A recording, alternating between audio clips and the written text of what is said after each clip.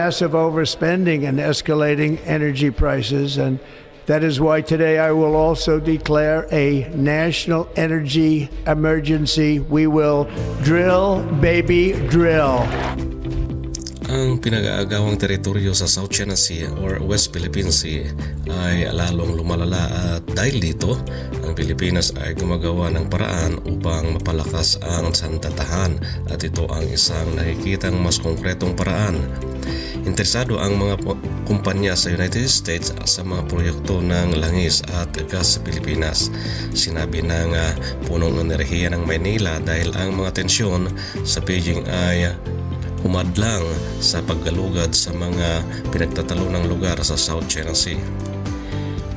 Ang mga proyektong maaaring kasama sa mga kumpanyang Amerikano ay napakalalim sa loob ng kapuluan, sinabi ni Philippine Energy Secretary Rafael Lutila sa isang panayam sa Bloomberg Television na si Haslinda Amin noong Biyernes.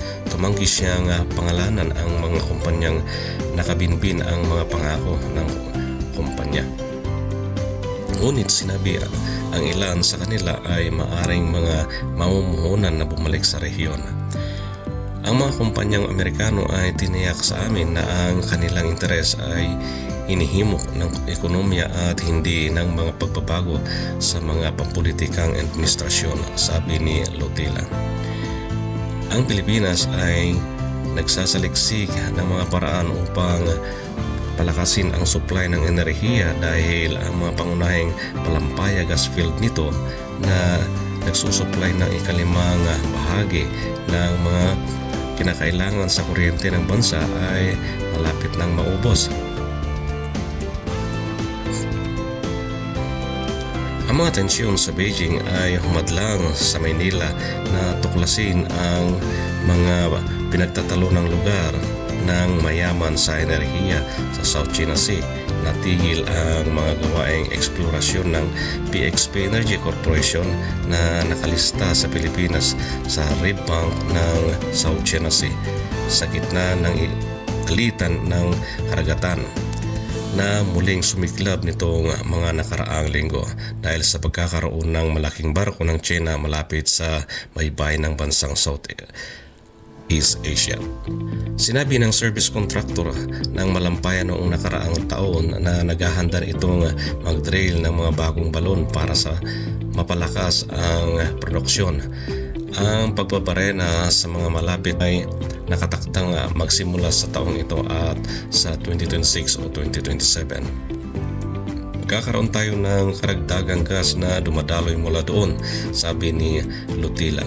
Nilagdaan ni Pangulong Ferdinand Marcos Jr. nitong buwan ang isang batas na naglalayong paunlarin ang industriya ng natural na gas habang ang bansa ay kumikilos upang bawasan ang pag-asa sa karbon.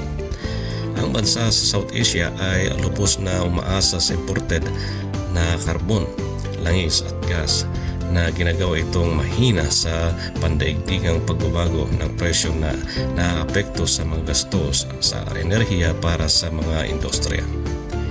Hinahangad ng bansa na taasan ang bahagi ng renewable energy sa power mix nito sa 35% sa 2030 at 50% sa 2040. Paglipat ng bansa sa malinis na enerhiya ay mangailangan ng mamumuhunan na humigit kumulang 500,000 bilyon sa pagitan ng 2024 at 2050 ayon sa mga pagtatatya ng gobyerno.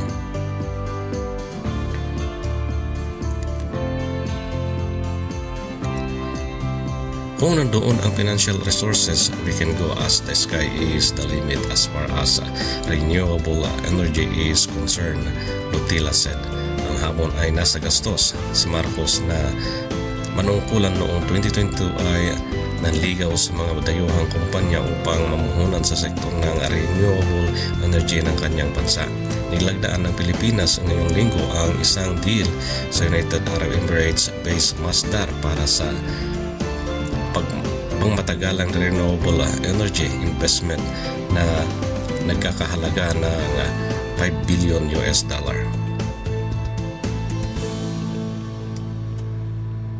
Sinamba rin ni Lutila na ang Civil Nuclear Agreement ng Pilipinas sa US na nagsimula noong nakaraang taon ay nagbibigay daan sa pagpapalitan ng impormasyon at teknolohiya. Iyon ay nagbigay daan sa aming pribadong sektor na direkta makipag-ugnayan sa mga kumpanyang Amerikano at talakayin ang mga posibilidad, aniya.